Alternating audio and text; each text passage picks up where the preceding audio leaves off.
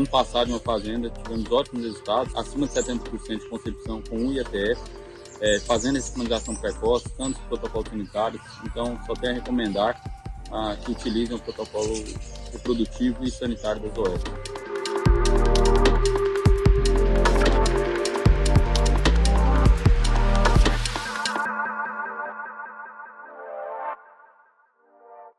Fala pessoal, sejam bem-vindos a mais um episódio do Agrifato Cast. Começando o ano aí, meio tropicano, né? O mercado deu uma reagida, agora está andando meio de lado. A gente encontrou um pouco mais de resistência para a carne andar, acelerar.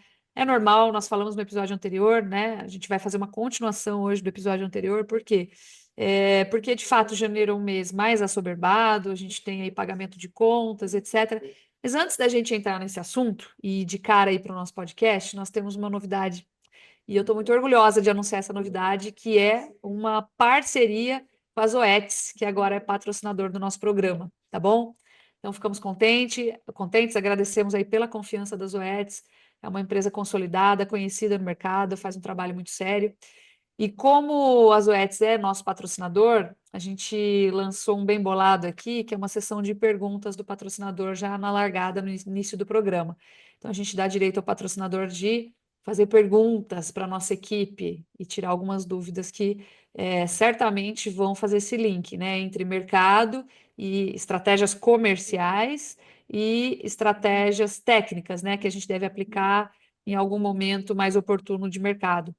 Então, a primeira pergunta que a Zoetis traz, pessoal, é: com essa melhora recente nos preços dos bezerros, como é que eu aproveito o mercado ainda nessa próxima estação de monta? E essa é uma pergunta danadinha, né? Porque como o bezerro começou a subir, e a gente vem falando disso nos episódios anteriores, sobre a virada do ciclo pecuário, etc., e como o bezerro já despontou antes do boi, né?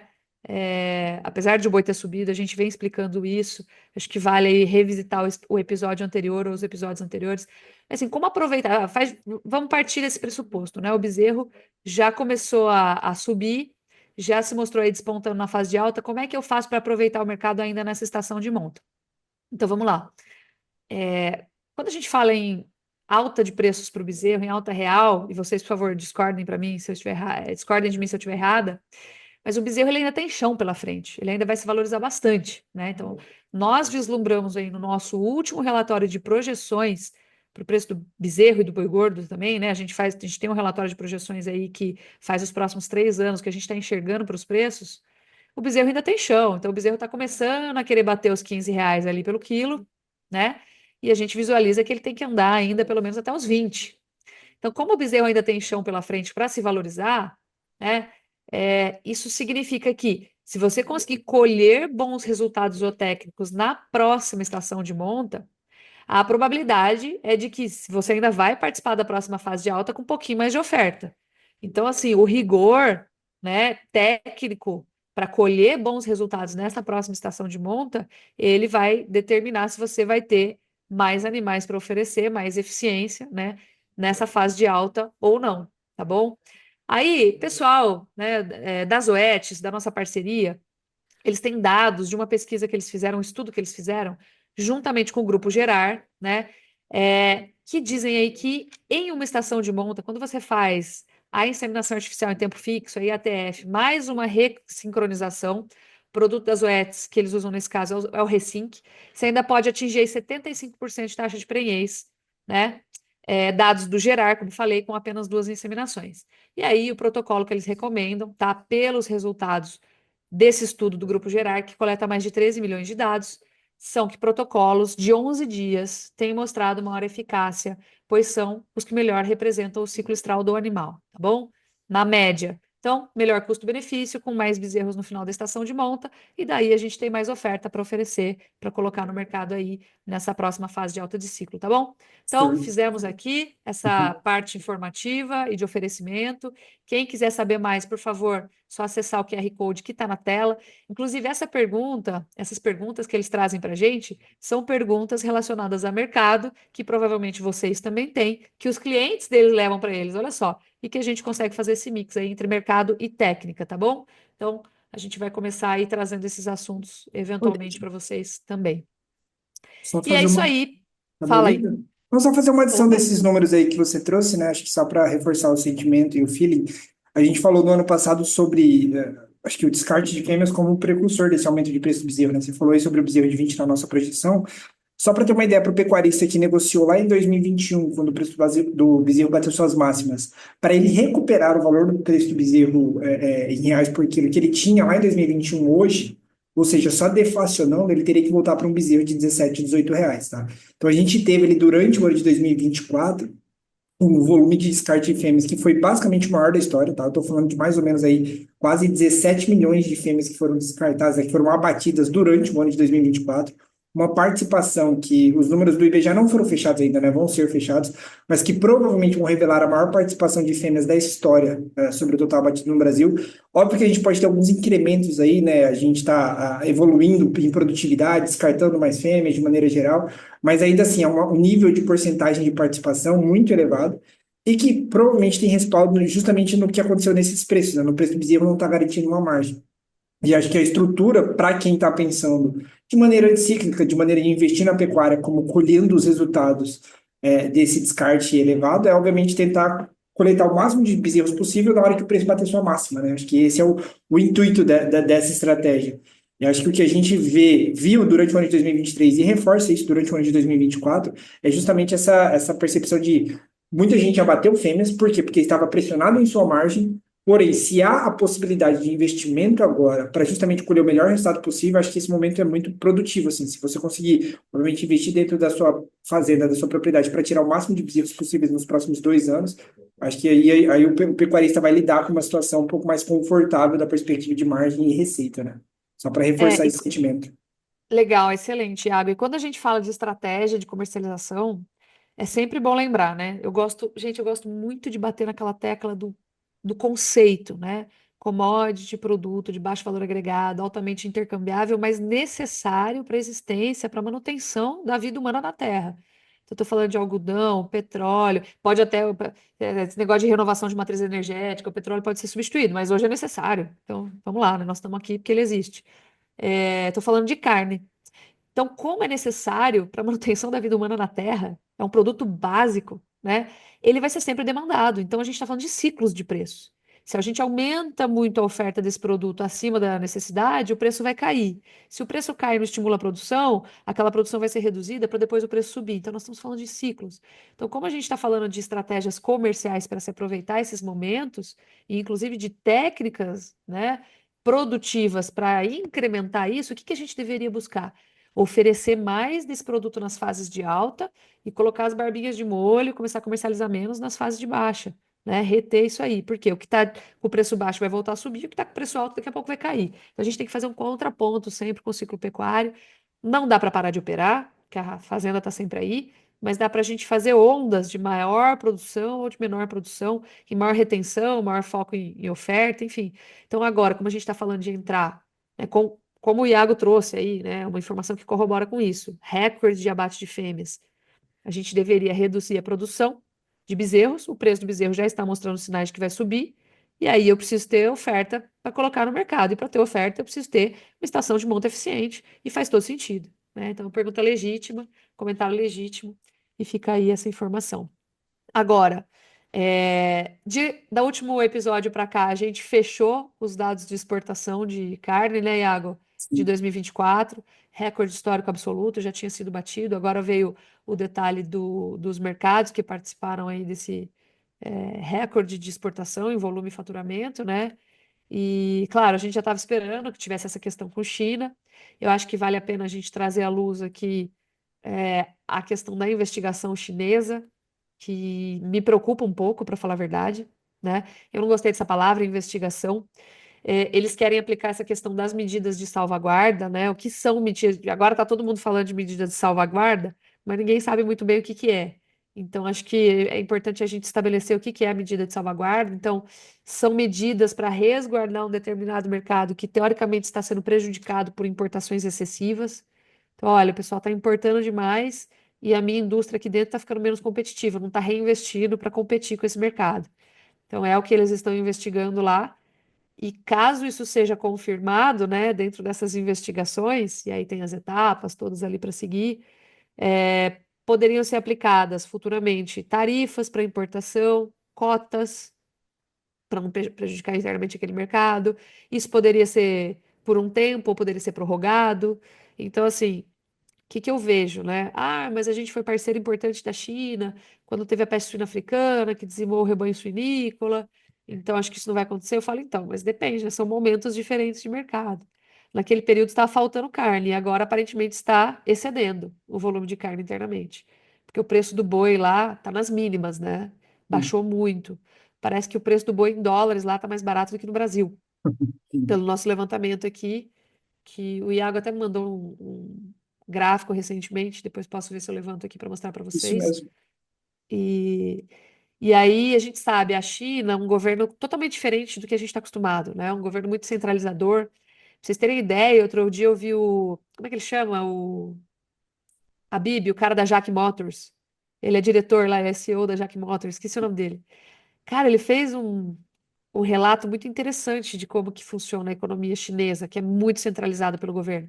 Os caras vão lá, constroem a cidade totalmente planejada, diz que as ruas assim chinesas dessas cidades planejadas dão inveja em qualquer rua norte-americana. E depois eles abrem um edital para convocar as pessoas para morarem ali, já oferecendo serviços que serão necessários, profissionais que serão necessários naquela cidade. Então, assim, é que a cidade é construída de forma totalmente planejada, né? Totalmente horizontalizado, verticalizado, desculpa, a política. Então, quando a gente olha e pensa que eles precisam controlar o estímulo à produção doméstica de carne bovina, que para eles é importante, eles têm um consumo muito alto, né? Faz sentido eles promoverem essa tal dessa investigação, chegar num ponto e falar, ó, nós vamos ter que importar menos, porque agora o nosso problema é estimular o produtor e não mais abastecer, entendeu? E essa política pode mudar. Então, eu ando um pouco preocupada com isso, vai Só demorar, para né? pontuar ali, Fala. já acho que só para reforçar esse sentimento, assim, ó, o problema da proteína animal lá na China já ocorre há alguns meses e talvez até anos, tá? Porque é uma preocupação latente com a produção de carne suína, né? E mesmo diante de uma redução no volume de matrizes de suínos chinesas, eu acho que o problema não é só a carne bovina, mesmo diante dessa redução no volume de matrizes, que você vê um total que chegou a quase 45 milhões de matrizes e agora reduziu para 39, 40 milhões, mesmo diante disso, o preço do porco vivo da carne suína na China não se recupera e não volta para os níveis que ele já chegou a bater lá atrás.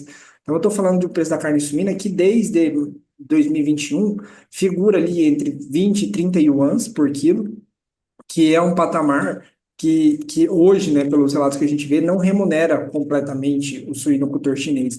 E por conta disso, acho que eu vejo como um problema meio, como eu posso dizer, um problema estrutural. Acho que a China enfrenta um problema estrutural hoje da perspectiva de remuneração e de demanda que eles não estão conseguindo resolver. Então a gente está falando dessa China que não cresce, né? Que tem muita dificuldade para crescer o que tinha sido imposto anteriormente, e há claramente hoje um problema para estimular a demanda. Então eu olho. Vocês devem lembrar que a China, ela se baseou muito no crescimento, do setor de construção civil para estimular o crescimento do PIB e o incremento da renda e etc. Só que, desde o fim da política do filho único, que foi desde a década de 80 até 2015, 2015, gente, é uma coisa muito recente. Então, fez parte de uma cultura muito forte. Eles não conseguem estimular o crescimento, natalidade, crescimento populacional, né? Então, no ano passado, ou no ano retrasado, desculpa a minha falta de memória, mas é bem recente, é no último fechamento, eu não sei se foi Sim, fechamento em sim. 2023 ou 2024, mas bateram recorde de natalidade negativa, né? Recorde negativo de natalidade, desculpa, dentro da China. Então, pensa só, como essas duas políticas elas não conversam. Eu estou falando de uma política que estimula a construção civil e constrói casas, cidades e apartamentos, e de uma população que não cresce. Então, a gente chegou a uma saturação dessa política, que está sendo atualmente substituída por um estímulo à construção de painéis solares, carros elétricos, etc., mas que não está sendo suficiente para manter esse crescimento de PIB, né, nas taxas que a gente visualizou anteriormente, quando houve a liberação desse mercado para uma visão ainda centralizada, mas um pouco mais capitalista, né? Então teve um mix aí. Então, assim, não fazia sentido, né? A gente tem um problema aí que a população não cresce, não tem para que eu construir.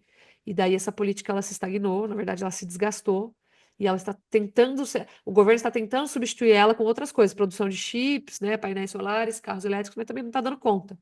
Então a gente tem aí o desafio de ver essa China continuar crescendo aquelas taxas, isso não está sendo possível, e é o que a gente tem visualizado, é um desafio global, na verdade, né? Porque a China movimentou muitas economias, inclusive a brasileira.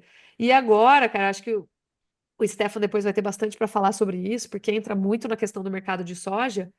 Entrou o Trump nos Estados Unidos, tomou posse ontem, né? Lembrando aí que foi um dia histórico, e uma posse, assim, que, cara, me chamou muito a atenção, que houve muitos perdões presidenciais de um lado e de outro. Então, teve o Joe Biden dando perdão para o Anthony Fauci por quaisquer crimes, ele dando perdão para muitos membros da família dele nessa passagem de bastão aí, e o Trump entrando e dando perdão presidencial para os acusados do 6 de janeiro lá, que foi o ataque ao Capitólio. Então, você vê como o mundo está politizado, como governos estão usando o seu poder como armas políticas dentro do próprio país.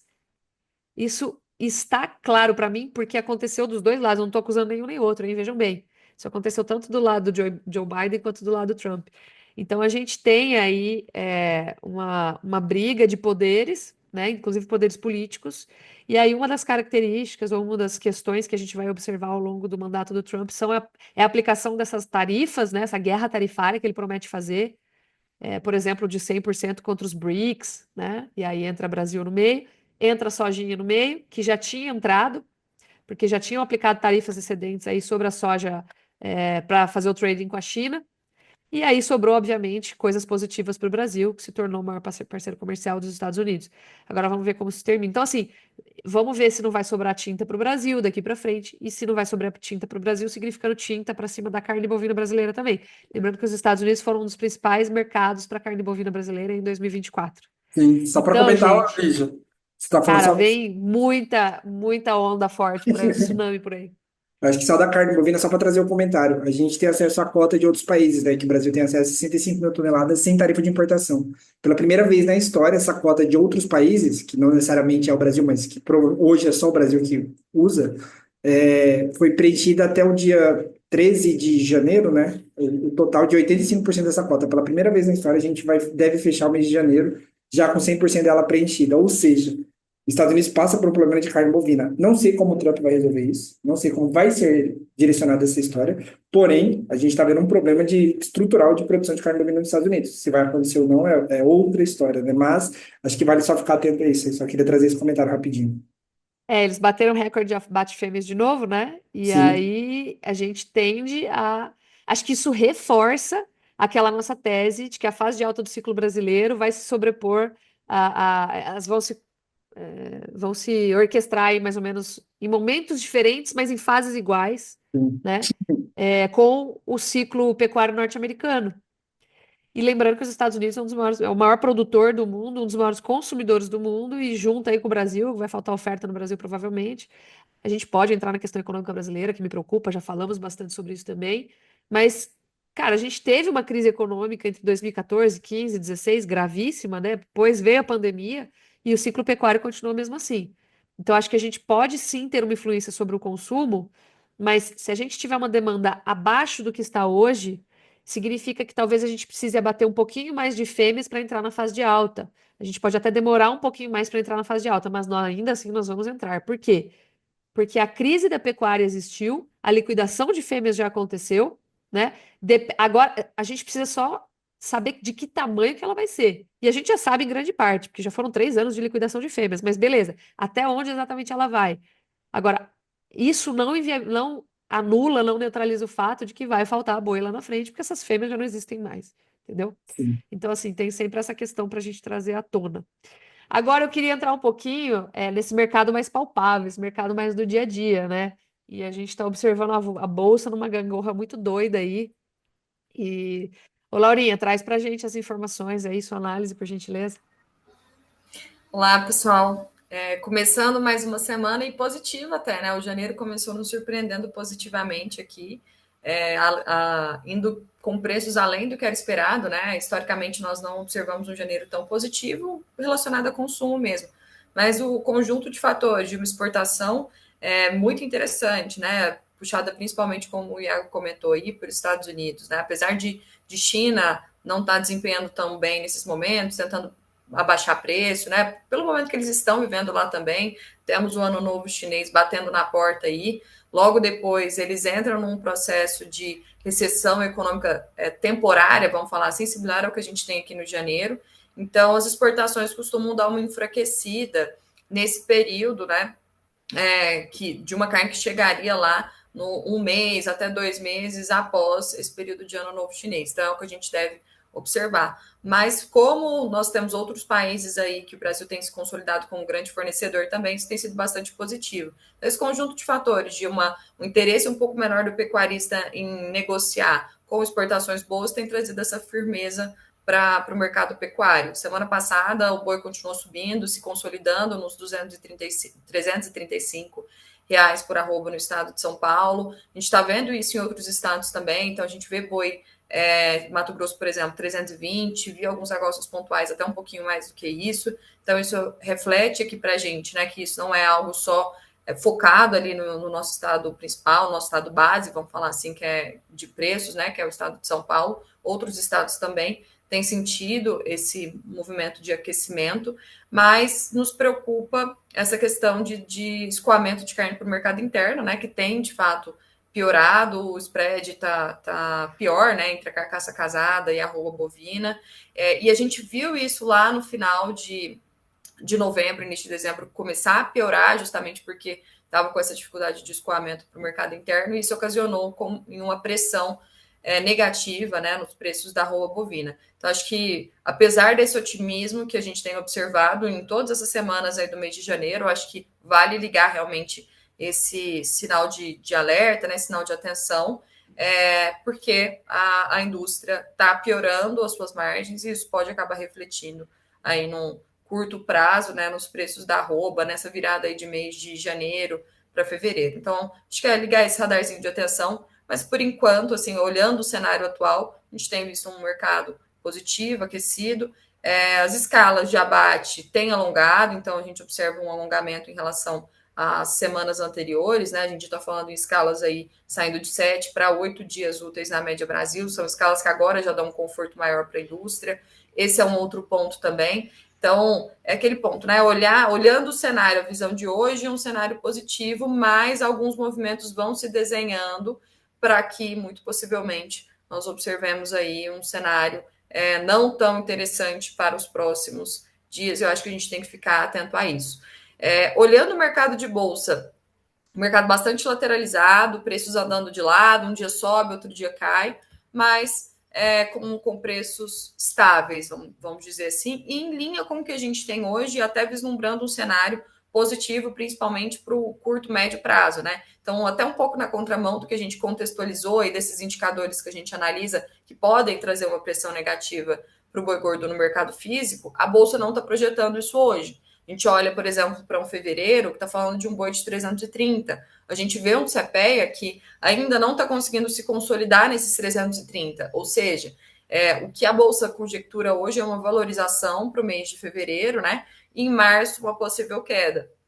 Então, cenário positivo, hoje a gente está falando de 330 fevereiro, março 328, e aí já abril, maio 323, 324, uma queda ali, vislumbrando já essa entrada de período de safra, né? Então, bolsa andando de lado, apesar dessa lateralização da bolsa, a gente ainda observa uma volatilidade bastante elevada para a realização de contratos, principalmente no mercado de opção, né? Que precifica muito, encarece os seguros, né? Com esse aumento da volatilidade, mas o mercado realmente andando de lado, acho que é ficar atento, olhar com atenção para os próximos dias, porque podem vir novidades aí não tão positivas.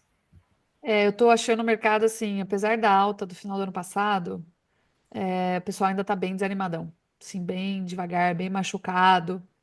E olha só, né, para você ver como foi grave essa crise, né? Como ela foi difícil. mesmo com aquela alta forte do ano passado, teve muita gente que não conseguiu participar, ou muita gente que ainda não se recuperou. E uma coisa que me preocupa muito, mas muito mesmo, é que daqui para frente o financiamento ele não vai ajudar muito a se recuperar. Então a gente tem um custo de capital muito grande para continuar operando. Então nós estamos com uma taxa absurda. É, Se a gente precisar fazer tudo para fechar nas taxas mais baixas, nas alíquotas mais baixas, a gente precisa girar 20% no ano, nas mais altas 50%, 60% no ano para conseguir pagar a conta. Então vai faltar capital para investir. Então, assim, vai ser um período muito desafiador daqui para frente. E o pessoal já está sentindo, porque já tem que renovar o custeio agora, tal, as taxas já estão ruins. Então, por mais que tenha tido essa recuperação, vai ser ainda está sendo um período difícil, né? Então, assim, eu enxergo com bastante preocupação. Eu acho que nós vamos ter que continuar batalhando como a gente sempre fez. Vejam bem, empresário, ele tem que ser um eterno otimista. Nós já passamos por período de hiperinflação, sequestro, né, de rebanho, enfim, a gente já passou por coisas que as gerações mais novas não vão lembrar, mas que foram muito mais graves do que a gente vive hoje, o que não significa que o que a gente vai viver hoje seja fácil. Nós estamos falando de taxas de juros não competitivas, dificuldade de acesso a crédito, de retornar esse crédito em receita, passando por um período de crise em que o caixa já está muito fragilizado, né? A inflação começando a bater, mas, né, o dólar, então os insumos dolarizados vão começar a bater, pegar agora também. Então vai ser um período desafiador em que a eficiência precisa ser muito grande. Por que que eu estou falando isso? Porque a fase de alta vai chegar, vai todo mundo se empolgar e esses gastos, esses investimentos, eles precisam ser realizados de forma muito consciente, muito bem analisadas. E a gestão tem que ser muito profissional. A gente fala muito disso aqui, né? Não vai ser fácil. E saindo desse assunto, e vamos entrar aí na eleição norte-americana, voltar para a eleição norte-americana, né? O que que você achou aí, Stefan, da posse? O que que você acha que vem por aí em termos de tarifas? Se a gente vai ter problemas ou não? Eu achei uma declaração aqui do. Bom, antes do Trump ser eleito, acho que uns dias antes de sair o resultado mesmo da eleição, o Lula chamou ele de nazista, de Hitler, né? Um trem assim, que acho que não foi uma atitude muito inteligente. O Lula não foi convidado para posse, para a cerimônia de posse. Acho que isso já mostra um recado aí sobre a qualidade das relações futuras entre Brasil e Estados Unidos. E ontem teve uma jornalista que me lembrou muito o Faustão entrevistando a Laura Pausini quando eu era adolescente, né? Jornalista brasileiro chegou lá na conferência de imprensa com o Donald Trump e falou: E aí, como vai ser sua relação com o Brasil? O que você acha do Brasil? Né? Eu lembro que o Faustão falava: E aí, Laura Pausini, o que você acha do Brasil? Ah, eu amo o Brasil. Eu fiquei com a sensação de que ele ia dar uma resposta assim. Ele não iria pela personalidade dele, é claro, mas ele deu uma resposta muito atravessada. Ele falou, como que a pergunta, na verdade, foi a seguinte: como você acha que vai se dar a relação com o Brasil? Você vai e com a América Latina, né? Você vai conversar com o presidente Lula e ele falou, eu acho que a relação vai ser ótima. A América Latina precisa dos Estados Unidos, os Estados Unidos não precisam da América Latina. Então foi assim, corte, né? Corte seco, paulada seca, corte Tramontina. E eu não acho isso um bom sinal, na verdade. A gente está rindo aqui, mas não acho um bom sinal porque a gente vai ter que colher como país aí pensando em relações internacionais. Espero que seja só uma conversa, mas pelo que está sendo prometido e falado, e pela postura de um e pela postura de outro, acaba me gerando uma preocupação. O que que você está vendo aí? Como isso vai interferir no mercado, nas relações, principalmente no mercado de grãos? O que que você está Bo- vendo?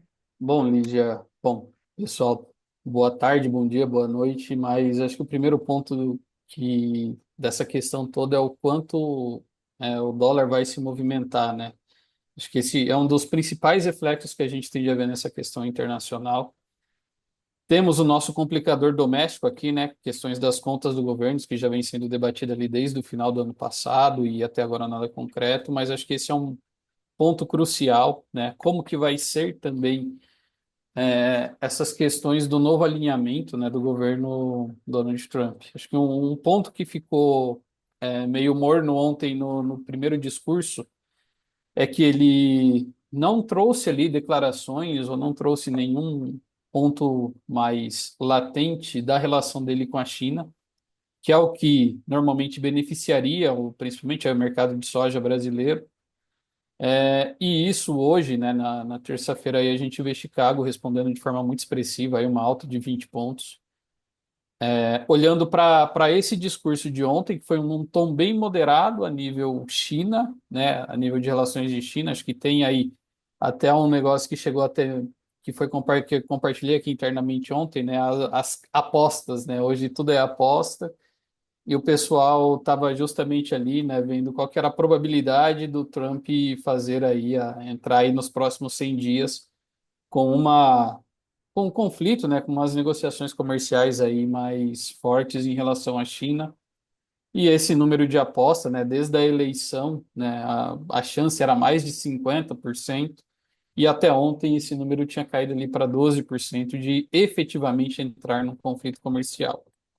Agora, o ponto é, né, se China e Estados Unidos costuram um acordo comercial em vez de um conflito comercial, aí vamos colocar assim, é aquela pancada mais seca ainda que o mercado brasileiro não estava esperando. Aí a gente entra numa situação de que a, a gente entra devidamente num conflito com os Estados Unidos em relação à exportação de commodities, a soja, o milho, né? Por mais que a nossa soja brasileira seja barata, por mais que nós sejamos o grande exportador para a China, né? Acho que a gente entra numa lacuna aí que talvez o nosso risco aí por precificação, né? Isso efetivamente vai perdurar vai responder em precificação. Isso é um risco mais elevado. É, no momento a gente tem aí, por mais que nós somos os maiores produtores e exportadores de soja do mundo, a gente está com uma colheita aí caminhando, né, de uma safra recorde, e temos uma China que vem jogando junto com os Estados Unidos ali, algumas declarações que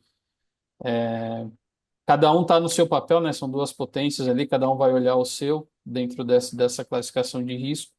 Mas a priori, né, nós vamos continuar exportando grandes volumes para a China, pela nossa soja ser barata e pela questão da qualidade da nossa soja, né, em relação a rendimento, ela ser superior. Então, nesses dois pontos, acho que a gente ainda sai um pouco na frente, mas a gente sabe que o Trump ali, ele tem, vamos colocar assim, ele tem algumas balas ali na agulha para essa questão envolvendo Brasil, Estados Unidos, a relação do Brasil com os demais países aí, né? Países aí que têm um espectro político, ideológico diferente. Então, acho que isso vai causar bastante tremor. Ai, Pontos cara, tá tendo importantes. muito disso, né? Para mim, É. se uma evidência. A gente já sabia disso, quem olha minimamente para a política já sabe disso, mas eu acho que a Uhum, prova cabal disso, assim, um absurdo, foi essa sequência de perdões aí de um lado do outro. Tipo, es- as pessoas, os líderes entendem que a máquina pública, assumidamente entendem que a máquina pública está sendo utilizada para perseguir alguém, entendeu? sim. Se um lado tá certo ou o outro. Aí fiquem com vocês, Uhum, todo mundo sabe como é que eu penso. Mas uhum. o ponto é, tem perdão dos dois lados, ou seja, a máquina pública está sendo utilizada para perseguições. E isso está bem dado, assim, né? Muito interessante. É um saindo um pouco dessa esfera, né, que a gente pode entrar aqui mais, vamos focar mais nas questões de mercado, mas ontem, né, o Trump colocou principalmente o México na parede, e aqui é um ponto importante, o México é o maior comprador de milho dos Estados Unidos, e normalmente, né, do volume que os Estados Unidos exporta por ano, 35%, de 35 a 40% ele vai para o México. Então, a gente olha para o mercado brasileiro de milho com um cenário um pouco mais delicado em relação à soja para quem é consumidor de milho. Para quem é produtor, a gente está olhando aí questão climática, questão de janela de plantio que está um pouco estrangulada aí em relação a anos anteriores, pelo atraso da colheita da soja devido a excesso de umidade no centro-norte do país. Mas, para quem é consumidor de milho, a gente tem um cenário internacional que ele é bem mais delicado, né? O Trump colocou isso já na parede. Tem a questão da China novamente, né? China figura entre China e México e União Europeia são os três maiores importadores de milho do mundo. E quando você coloca isso, né, em evidência, quem são os maiores compradores de milho dos Estados Unidos são esses países. E aí a gente olha que está sobrando o Brasil nessa conta do milho aí, a gente pode ter, né, talvez aí um cenário de 2025 aliado à demanda doméstica muito fortalecida, crescimento de etanol de milho, que já veio aí, fez a diferença nos últimos 2 anos na precificação, vai fazer diferença esse ano também. Então, para o milho, um cenário de preços bastante fortalecidos e para a soja, né? A gente vai ter que olhar aí com atenção para essas decisões aí do que vai vir dos Estados Unidos. Mas a safra está chegando, preços tendem aí a recuar, um patamar mais baixo. E acho que o que pega principalmente aí em relação a dólar é como que vai ficar a conta dos insumos. Por mais que o dólar ajude a precificar as commodities brasileiras, fertilizantes defensivos, máquinas, tecnologias, sinal de GPS, enfim, tudo isso é dolarizado. Então, quanto mais o dólar subir aí e o que a gente tem observado aí de alguns relatórios aí de quem só analisa questões macroeconômicas, questões de direcionamento de dólar, né?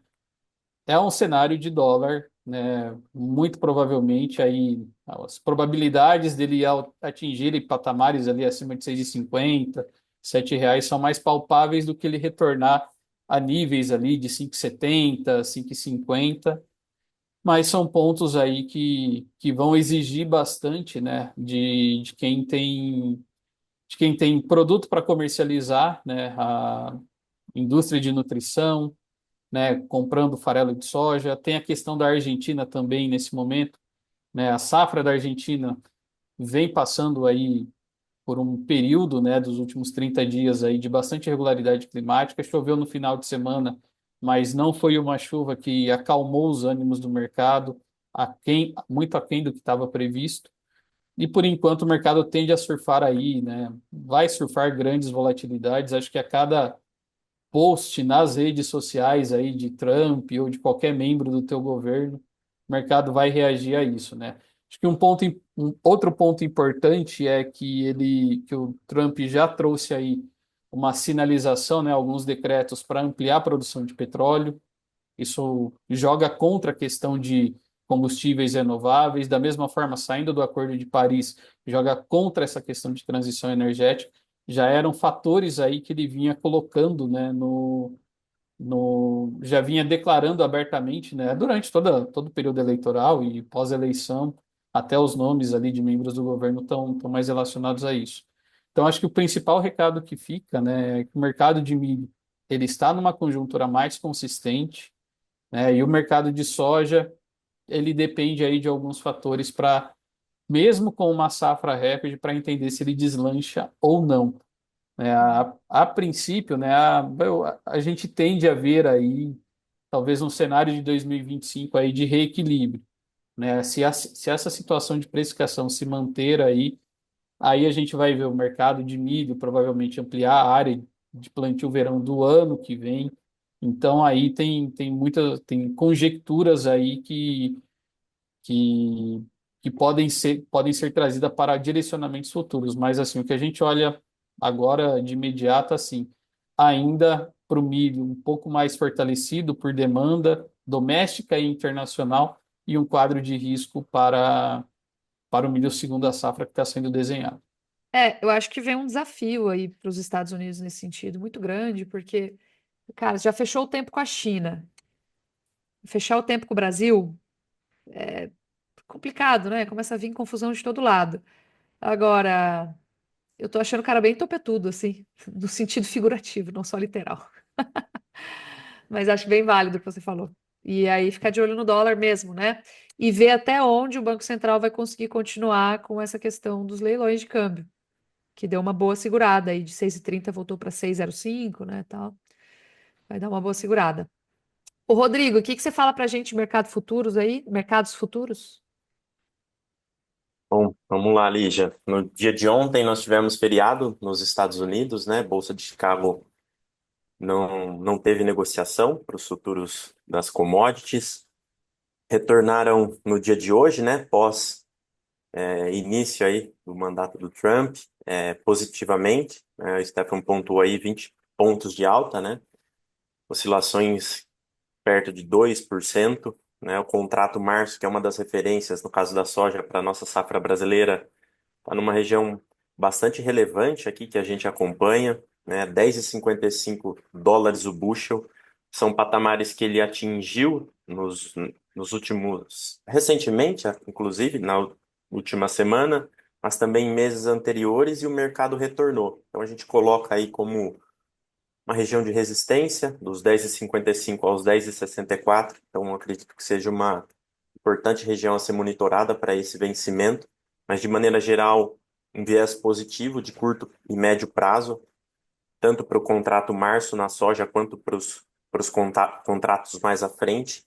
Isso também veio em linha com o reporte do CFTC. Um dado interessante é que na última sexta-feira, quando saiu o relatório, né, os fundos eles reverteram as posições vendidas em futuros e opções, né, que era negativa. Essa posição dos fundos ela foi negativa nos derivativos de soja durante todo o ano de 2024, e aí eles atingiram um saldo positivo de 34.833 contratos, né, até o dia 14 de janeiro, apesar do relatório sair na última sexta-feira, e foi a primeira exposição líquida comprada desde o final de 2023, né, desde dezembro de 23. Então, acredito que seja um dado interessante e acompanhar, né, o que vai ser daqui para frente, né, mas por hora o viés é positivo para o mercado de soja em Chicago, né, que a gente observa toda essa combinação desde o último reporte do USDA mensal, que foi bem positivo, foi no dia 10 de janeiro, e essa combinação de Trump, mais as oscilações, né, das perspectivas climáticas para a Argentina, sul do Brasil, né, centro-norte, um excesso de umidade também atrasando a colheita, isso também reflete no milho que eu já vou pontuar. Só pegando carona, milho futuro em Chicago também positivo, contrato março negociando a 4,88 dólares o bushel. Fundos ampliaram o saldo comprado também em derivativos do cereal, né, somando futuros e opções. Essa posição atingiu 292.228 contratos. É o maior saldo comprado desde o final de maio de 2022 por parte dos fundos. Então também a gente já tem aí alguns indicadores bem relevantes, né, para o lado positivo aí dos futuros do cereal em Chicago. Trazendo para Brasil, né, aqui na B3, uma situação também que eu gostaria de comentar, né, o contrato vigente ao março, ele está negociando a patamares mais elevados frente aos demais vencimentos, R$ 77,87 a saca na tela agora, às 11h30 da manhã de terça-feira. E apesar desse valor nominal um pouco mais alto frente aos demais vencimentos, no comparativo semanal ele recuou, né, apresentou algumas correções técnicas, enquanto os vencimentos mais longos, como por exemplo o julho e o setembro 25, que são referências para a segunda safra de milho aqui no Brasil, eles permaneceram mais sustentados e registraram até valorizações, né, entre uma segunda-feira e outra. Isto porque a gente tem, né, diante desse cenário de atraso na colheita de soja, preocupações quanto à janela do milho segunda safra no Brasil. E isso tem adicionado prêmio de risco, né, esses contratos que eu mencionei, tanto o julho quanto o setembro 25, negociando aí perto dos R$ 72 a saca. Então, esse é o cenário que a gente tem no momento aqui. Para a soja, o Stefan também já pontuou, né, apesar desse viés positivo de Chicago, às vezes a gente não vê um reflexo positivo para as cotações finais aqui no mercado doméstico, né? Porque a gente tem outros fatores que entram, né, na formação dos preços da soja, como o prêmio de exportação e dólar, principalmente. Prêmio de exportação em queda, ele já está em trajetória de baixa, diante de uma safra recorde no Brasil, né, que gira em torno de 170 milhões de toneladas para a soja. Inclusive, sai no nosso relatório agora à tarde, né, os fatos agrícolas, mas só para trazer para vocês uma referência aqui de março do prêmio de exportação base Paranaguá, está a menos 30 cents de dólar por bushel, né? Então já um deságio frente às cotações de soja em Chicago, né? Muito influenciado por essa expectativa de safra recorde não só no Brasil, como na América do Sul, né? Se a gente contabilizar Brasil, Argentina e Paraguai, expectativa aí para temporada 24-25 superando aí 230 milhões de toneladas para a soja. Então, esse é o cenário, né? Uma acomodação de dólar, uma trajetória de queda do prêmio, anula essa valorização de Chicago e a gente tem, às vezes, um recuo dos preços aqui no mercado doméstico. Só para pontuar, a soja Paranaguá no dia de ontem, ela veio a R$ 133,23, uma queda frente à segunda-feira passada, que foi de R$ 137,90, né, reais a saca. E para o milho a gente também viu uma acomodação, milho indicador Campinas, CPEA, no dia de ontem ele veio a 73,85, né, um pequeno recuo frente à segunda-feira passada, que foi de 74,92. E esses eram os principais pontos aqui para o mercado de grãos, né, acompanhar bastante essa questão de Chicago, né, que no momento, como eu mencionei, é bastante positiva e pode e tende a influenciar aqui os preços no Brasil. E mercado de boi gordo, só queria pontuar, né, vocês já reforçaram que segue bastante lateralizado, mas nesses mercados mais consolidados é monitorar o rompimento, né, para baixo ou para cima, né, diante desse cenário. A opinião minha, né? Acredito, eu espero um rompimento para cima desse mercado, então a gente segue monitorando aí, colocando nos calls de abertura, né? Outra coisa também é esse spread. A gente já comentou, acho que na última semana, né? Ele não tá tão relevante, né? O maio, né? Não há um desconto no BGIK 25 frente aos demais vencimentos. Há sim um desconto, mas ele não é tão relevante como a gente já chegou a observar, né, em anos anteriores. É até legal fazer um estudo quanto a Ficar isso. de olho, né? Exato. Ô, Rodrigo, e a Vol, por mais que o mercado tenha lateralizado um pouco mais nas últimas semanas, a Vol, cobrada aí nas opções, continua bem alta, né? Sim, segue elevado ali, já a Laura pontuou, né? Apesar, né, quando tem essa lateralização do mercado, a gente vê até aqui pela volatilidade histórica, né, que ela é calculada, mas quando a gente vai para as opções de fato, a vol implícita ainda está alta e acaba encarecendo, né, tanto as opções de compra ou de venda, né, seguros aí. É Enfim, engraçado que esse é um dilema, né? Porque nós estamos falando de um ano aí que tem chances, boas chances de entrar em fase de alta. Aí você quer buscar mais trabalhar com opções, porque acabam sendo mais seguras do ponto de vista de caixa, e aí a gente se depara com o fato de que não existe almoço grátis, né? E as opções estão caras, pouco acessíveis, a gente saindo de uma crise em que não há muita margem para queimar, falando aqui em pensar bem os investimentos, e aí fica essa dificuldade, né? Então, para você ver. Quando eu vou em palestra, assim, eu escuto às vezes falar, eu já escutei muito, né?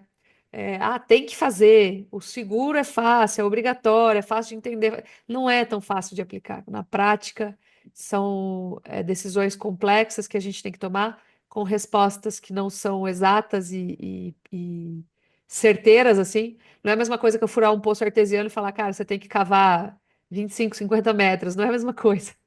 Não tem uma resposta exata, assim, de qual que vai ser a solução melhor, porque depende do que vai acontecer no futuro.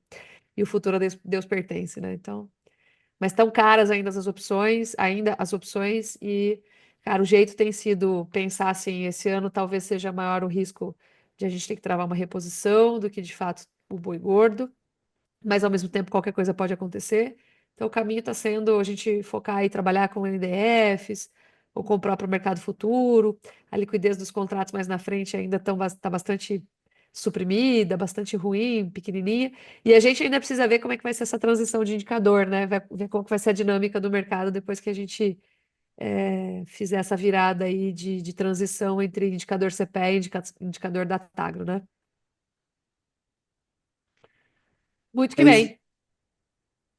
Acho que não, Vamos para a semana? só para Fala, adicionar, desculpa. Lígia, desculpa, só para Não, adicionar, acho mas que esse é um grande ponto, né? A gente tem mais 8, 9 dias de indicador CPEA, e pela primeira vez, desde que pelo menos eu trabalho com B3, trabalho com CPEA, acho que vai ser a primeira vez que eu vejo isso acontecer, né? A gente vai mudar o indicador que liquida os contratos de boi gordo na B3. Eu acho que as reclamações cara. nunca deixaram de existir, tá? Mas eu acho que vai ser interessante ver essa mudança acontecendo.